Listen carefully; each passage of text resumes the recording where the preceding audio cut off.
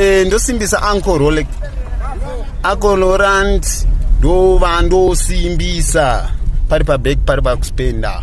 Sa unaona vachipa navanhu vanenge vakabatsirwa vakaitwa yese nauncle waiziya. In the end of the day vakuona kushata kwauncle nhasi vamwe vakudhisa through social media this and this. Unonzwa munhu achiti warapara beni ndemari ini ndakazodaiso but havana basa nelife yavo because vari kuspenda mari yavo waiziya.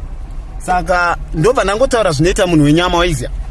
Tongoti Uncle Roland inzwai zvinoitwa newenyama munhu inini handichoke hantarise kumashure. I don't care. Back days zvaitakati yeuke zvakaita mwana akomana aropa rideuke baga aitarisa zvevanhu naPirato Judas akatengesa munhu pana Peter katatu kwete kashanu pana Samson Jerry rakarasa munhu wenyama munhu